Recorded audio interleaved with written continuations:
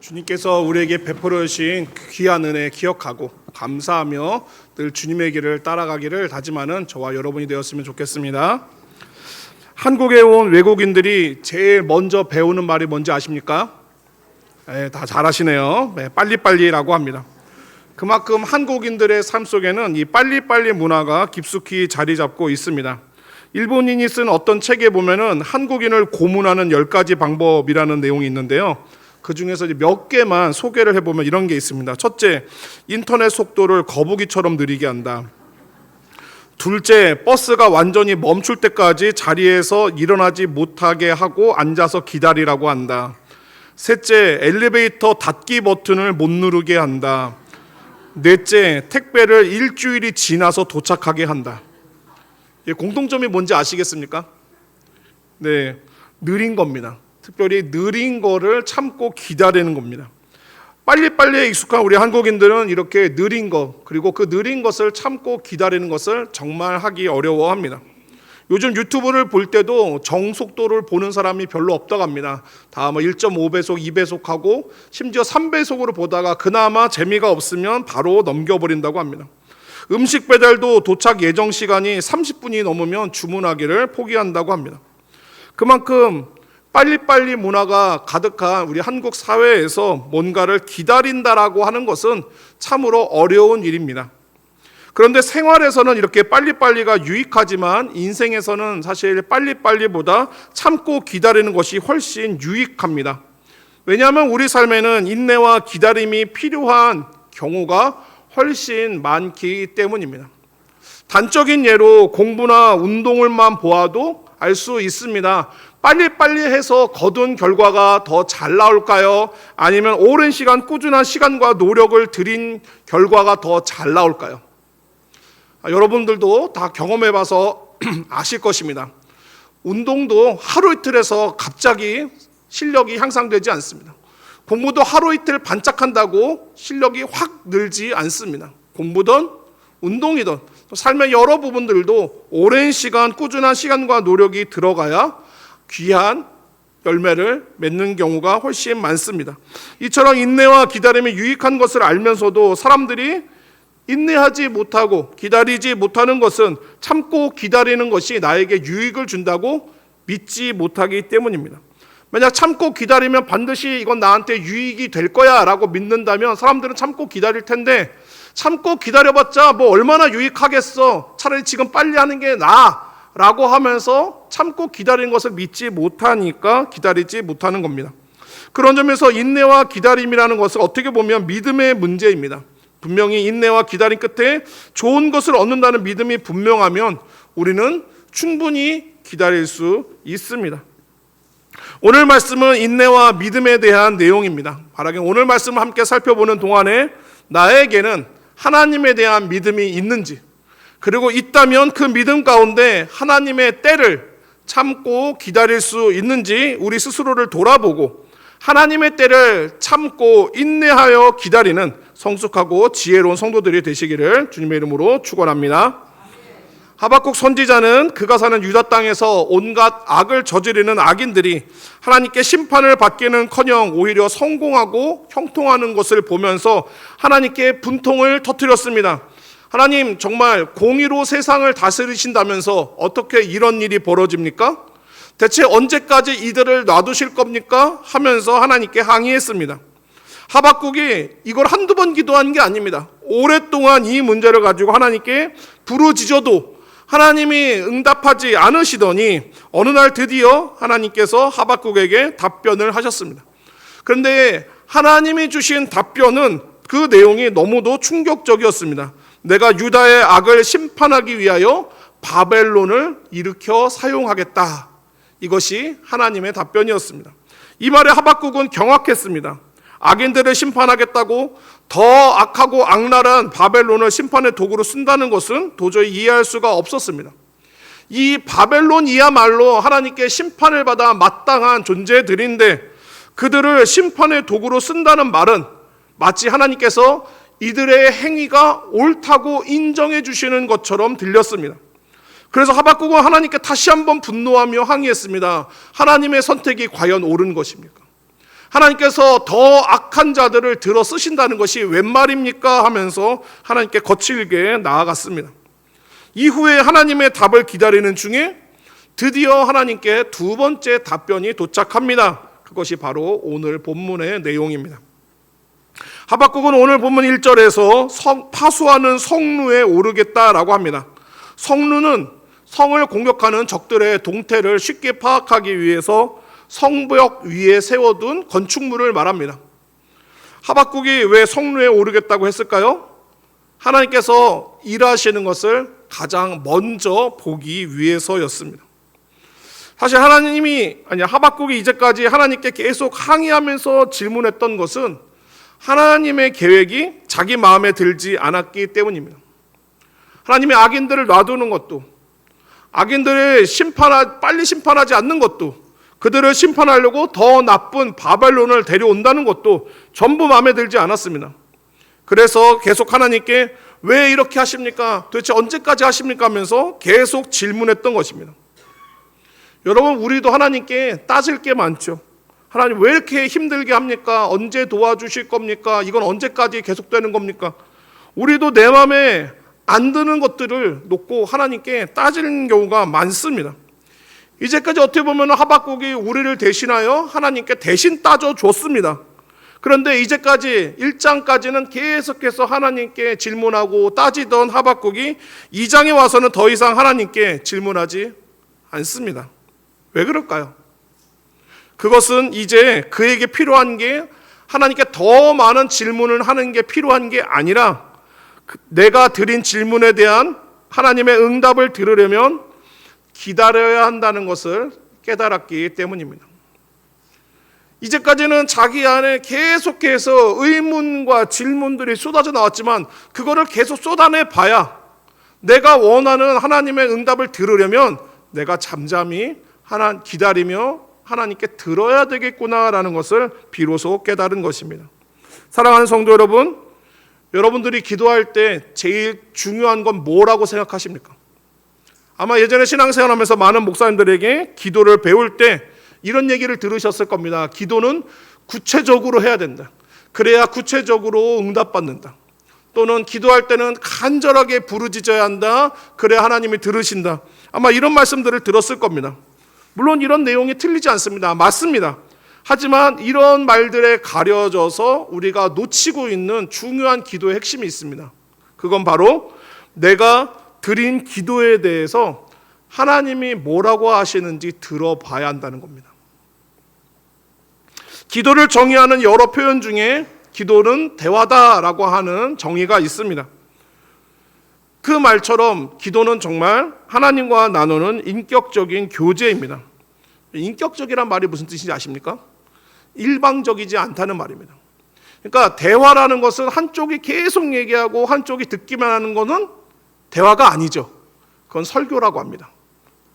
지금 여러분들처럼 한 사람이 계속 얘기하고 여러분 듣는 것, 이건 대화가 아닙니다. 이건 설교입니다. 대화는 뭡니까? 한쪽이 얘기하고 한쪽이 들은 다음에 반대로 들은 사람이 말하고 말했던 사람이 듣게 되는 이러한 과정이 바로 대화입니다.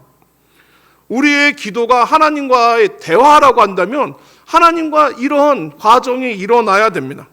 하나님께 말씀드리면 하나님이 말씀하실 시간을 드리고 내가 들은 다음에 또 내가 듣고 다시 하나님께 말씀드리면 이게 대화입니다.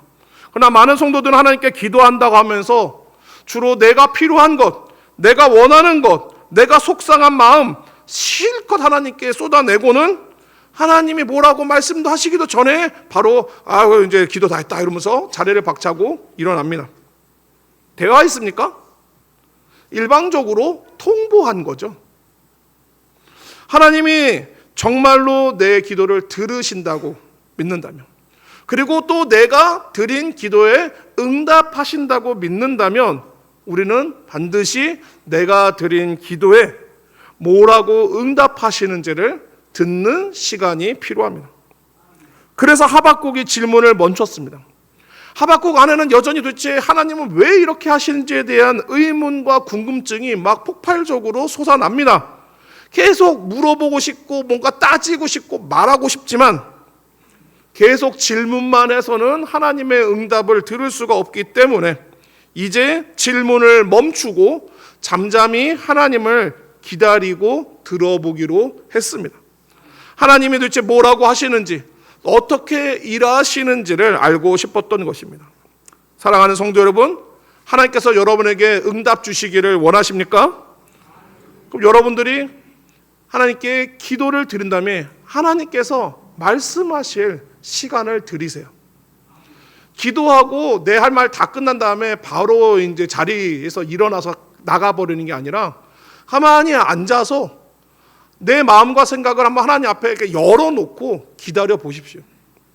그러면 내가 비워놓은 마음과 생각 가운데 하나님께서 어떤 마음과 생각을 주실 겁니다.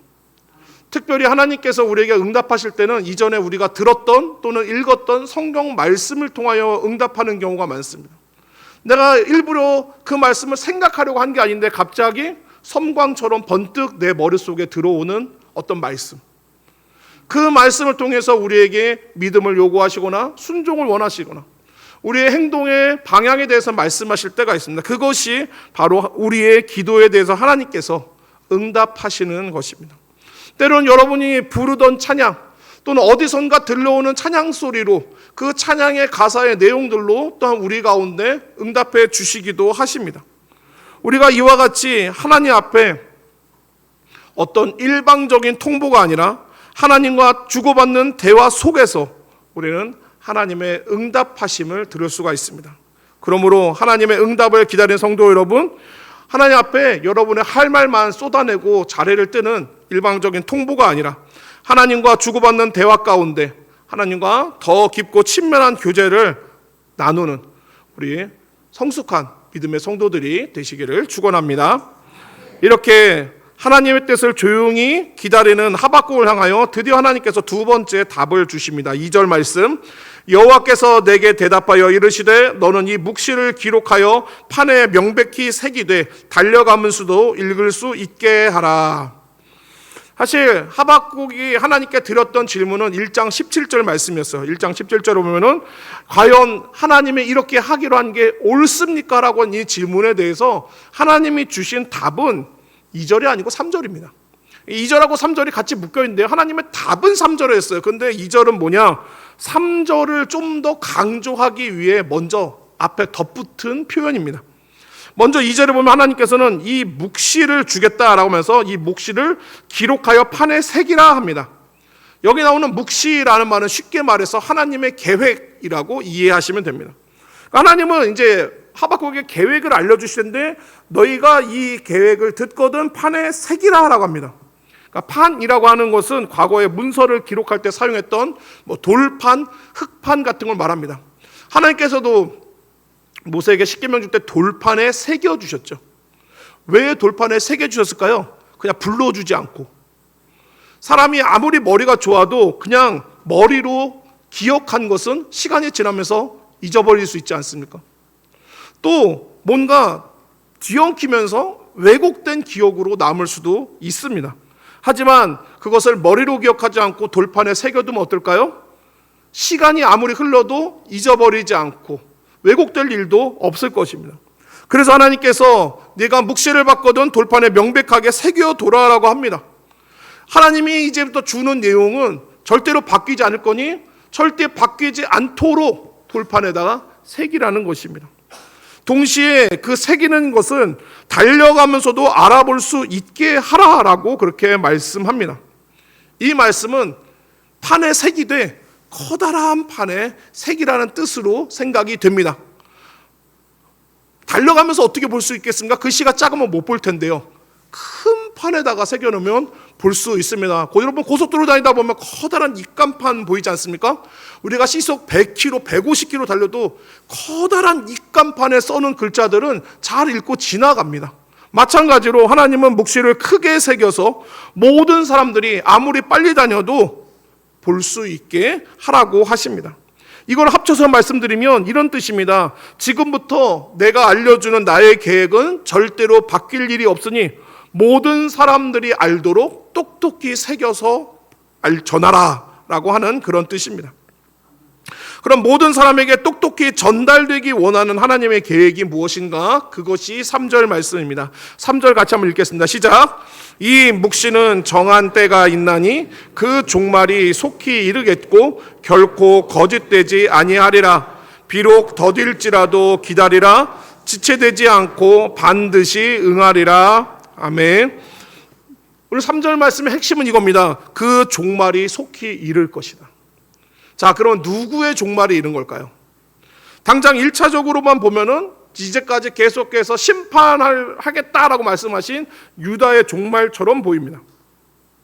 그러니까 아마 하박국은 하나님께서 내가 종말을 속히 이룰 것이다, 결코 지체하지 않을 것이다, 이렇게 말씀했을 때 어떻게든 유다의 심판을 좀 철회해 주시기를 바랬는데 이렇게 말씀을 하니까 아마 많이 상심했을지 모르겠습니다. 하지만 사실 이 말씀은 유다의 종말보다는 바벨론의 종말에 대해 말씀한 겁니다. 앞에서 하박국이 하나님께 뭐를 질문했습니까?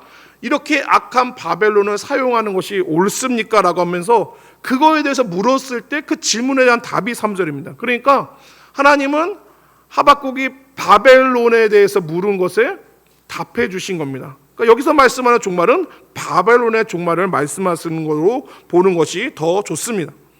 자, 온갖 죄악을 지으면서도 두려움도 부끄러움도 없이 오히려 오만방자하고 무자비한 이 바벨론에게 하나님은 아주 분명한 계획을 갖고 계십니다. 그건 바로 그들의 때가 영원하지 않다는 겁니다. 그들에겐 종말이 있을 것인데 속히 이를 것이며, 심지어 우리 생각에는 도대체 이 종말이 언제 오나 더디게 생각이 되더라도 지체되지 않고 반드시 응할 것이라 말씀합니다. 그럼 이제까지 하나님의 계획에는 유다의 멸망과 바벨론의 멸망만 있는 것처럼 보입니다. 그런데 사실 하나님의 계획 안에는 유다와 바벨론에 대한 멸망만 계획한 것 아닙니다. 놀랍게도 하나님이 보여주신 이 3절 말씀 안에는 유다를 향한 회복의 약속도 함께 들어 있습니다. 그게 어디 있어요? 네, 하박국서를 봐서는 알 수가 없습니다. 하박국서 안에서는 잘 보이지 않지만 하나님께서는 하박국과 동시대에 사역한 예레미야 선지자에게 유다를 향한 회복의 계획을 말씀해 주신 적이 있습니다. 예레미야 29장 10절 말씀, 여호와께서 이와 같이 말씀하시니라. 바벨론에서 70년이 차면 내가 너희를 돌보고 나의 선한 말을 너희에게 성취하여 너희를 이곳으로 돌아오게 하리라. 그러니까 지금 하나님은 뭘 약속하냐면 내가 유다의 종말을 속히 이룰 것이고 그리고 바벨론의 종말도 속히 이룰 것인데 그걸로 끝이 아니다. 바벨론의 멸망은 70년 뒤에 일어날 것인데 그 70년이 지날 때 반드시 유다를 내가 다시 회복시켜 돌아오게 할 것을 말씀을 합니다. 어떻게 보면 이것이 하나님께서 하박국에게 진짜 알려주고 싶었던 메시지일 것입니다. 자, 이제 하나님의 계획을 알았습니다. 특별히 유다를 멸망케 하지만 다시 회복시키리라는 계획까지 하박국이 들었습니다. 이제 이 계획 앞에 하박국은 어떻게 반응해야 될까요? 하나님이 정말로 그렇게 일하실 것을 믿는다면 어떻게 해야 됩니까? 기다리라. 비록 더딜지라도 기다리라. 지체되지 않고 반드시 응하리라 하신 말씀을 믿고 기다려야 됩니다. 들어서 머리로는 이해가 되지만 마음으로는 이게 받아들이지 않잖아요. 그러니까 몸이 따라갈 수 없는 그런 하박국과 유다 사람들에게 어떻게 보면 이것을 믿음으로 받아들일 시간이 필요합니다. 그런 점에 있어서 믿음은 인내와 동의어가 됩니다. 성경 여러 부분에 보면 하나님께서는 성도들에게 이런 약속들을 주시는데 특이한 것은 이 약속들은 즉시 이루어지는 것들이 별로 없어요. 대부분은 하나님의 약속이 주어진 다음에 굉장히 긴 시간을 참고 기다리는 그 기다림이 요구되는 약속을 주십니다. 아브라함을 갈대아 우르에서 부른 다음에 하늘의 별을 보여주시고 바다의 모래를 보여주시며 네 자손이 이와 같으리라 하셨는데 그게 언제 이루어집니까? 까마득히 먼 훗날 이루어집니다. 아브라함은 100세의 아들을 한 명 낳아요.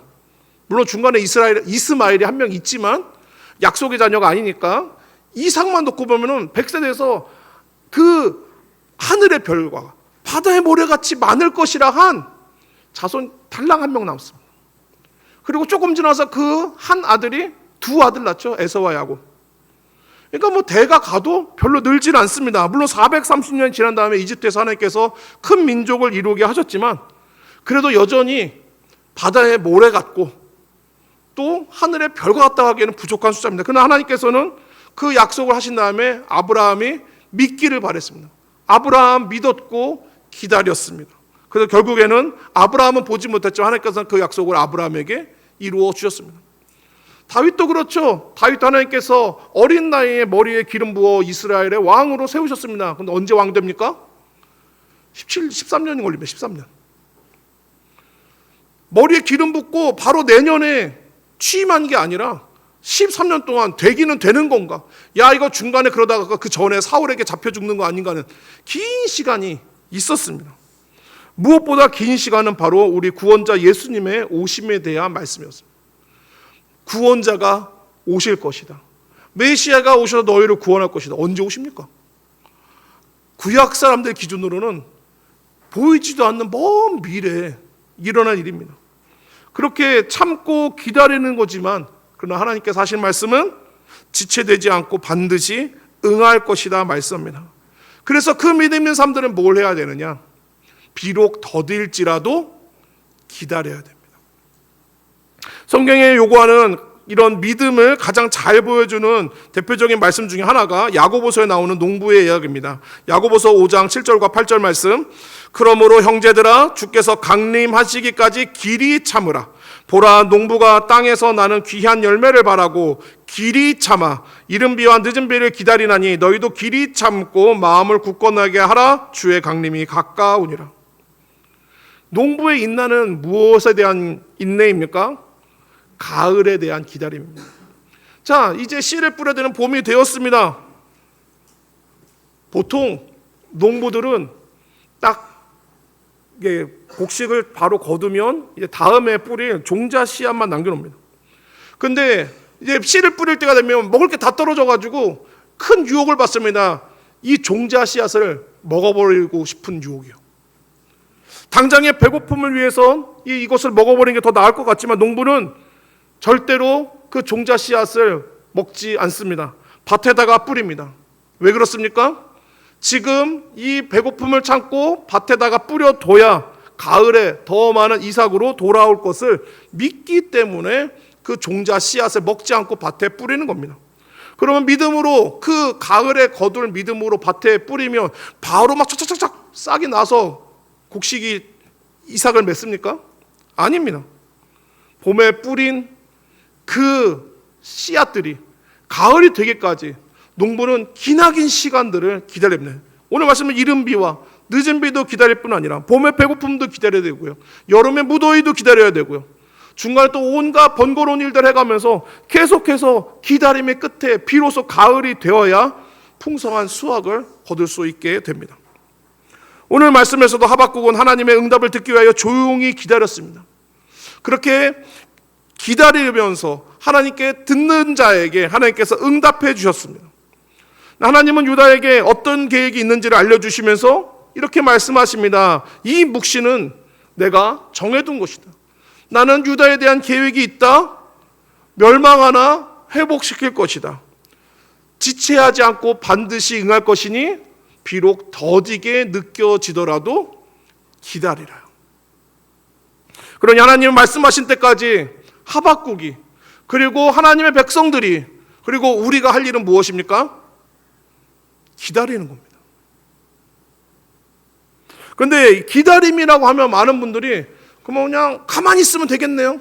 손 놓고 그냥 지켜보기만 하고 있으면 되나요? 라고 생각을 하실 텐데요. 여러분, 기다림은 가만히 손 놓고 기다리는 시간이 아닙니다. 장래에 약속된 결과를 얻기 위하여 오늘 믿음을 붙들고 싸우는 시간을 기다림이라고 합니다. 다시 말씀드릴게요. 장래에 약속된 결과를 얻기 위해서 오늘 믿음을 붙들고 싸우는 시간이 바로 우리에게 요구하시는 기다리라의 뜻입니다. 우리가 하나님의 때를 기다리는데 가장 필요한 게 그래서 기도입니다. 우리가 원하는 때 맞춰달라고 기도하는 게 아니라 하나님의 뜻이 나타나는 그 시간까지 우리가 견뎌야 되기 때문에 기도해야 되는 겁니다. 기도하면 견딜 수 있지만 기도하지 않으면 견딜 수가 없습니다. 왜? 기도가 없으면 우리 마음이 조급해지거든요. 기다릴 수가 없게 됩니다.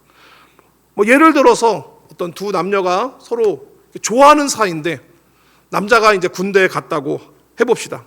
여러분 중에도 그런 분들 계셨을지 모르겠습니다. 남자 여자가 서로 기다리고 우리가 제대하면 다시 제대할 때까지 기다리기로 서로 약속했습니다. 그러면 두 사람은 서로의 약속을 기억하면서 다시 만날 날을 기다릴 겁니다. 근데 그 기다리는 시간 동안에 만약에 남자 여자가 서로 편지를 주고 받는다든지 아니면 이렇게 전화를 연락할 수가 있다면 두 사람은 기다리기가 훨씬 쉬울 겁니다. 왜냐하면 항상 마음을 확인하고 또 서로의 마음을 또 주고받으면서 기다림을 견뎌낼 수가 있을 텐데 만약에 연락이 두절됐어요. 남자에게서 여자에게서 서로 오고 가는 소식이 전혀 없습니다. 자, 그때 무슨 마음이 들까요? 처음에는 기다리지만 점점 기다림이 흔들리다가 조바심이 나면 결국에는 기다리지 못하고 뛰쳐나게 됩니다. 군대에서 탈영이 그래서 일어나는 거예요. 잘 있나? 야, 지금 딴 남자 만나고 있는 거 아닌가? 막 불안하니까 견딜 수가 없어서 근데 뛰쳐나가야 되는 거죠. 여러분, 우리가 왜 기도해야 될까요? 기다리기 위해서 하는 겁니다. 많은 성도분들이 이런 설교를 듣고 그래, 내 삶에 있는 하나님의 계획이 이루어지기 위해서 우리가 정말 기도해야겠구나, 내가 더 많이 기다려야겠구나 하시고 돌아가신 다음에 정작 기도하지는 않으신다면, 그러니까 머리로는 기다려야 되겠네라는 걸 알았지만 내가 기도하면서 기다리지를 못한다면 여러분들은 하나님의 약속이 이루어지기까지 기다리지 못할 겁니다. 기도하지 않으면 다시 말씀드리지만 우리 마음에 불안이 찾아옵니다. 불안이 한번 흔들리기 시작하면은 우리는 조바심이 나고요. 가만히 인내하며 기다릴 수 없게 됩니다. 그러면 결국에는 하나님의 약속이 이루어진 그 자리에 있어야 되는데 그 자리에 계속 있지 못하고 그 자리를 박차고 나가버리게 됩니다. 사랑하는 성도 여러분, 신앙은 기다리는 것입니다. 다시 말씀드리지만 기다리는 것은 아무것도 안 하고 손 놓고 있는 시간이 아닙니다. 하나님께서 우리 삶에 약속한 결과를 얻기까지 그 말씀을 믿음으로 붙들고 기도하며 싸워 나가는 시간이 기다림입니다. 그러니까 그 시간 동안 우리가 하나님과 동행하면, 하나님과 기도 가운데 소통하면 우리는 긴 시간을 기다릴 수가 있어요. 10년도 기다릴 수 있습니다. 하지만 하나님과 동행하지 않으면 우리는 1년도 기다릴 수 없습니다. 그래서 정말 하나님을 믿고 하나님의 일하심을 믿으신다면 여러분 참고 기다리시기 바랍니다. 그러나 그 기다리는 시간 가만히 있는 것이 아니라 기도하며 기다리시기를 바랍니다. 하나님을 믿으니 기다리겠습니다 하는 분들이 하나님께 기도하는 동안 하나님과 만나고 하나님과 동행하면 여러분은 기다릴 수 있습니다.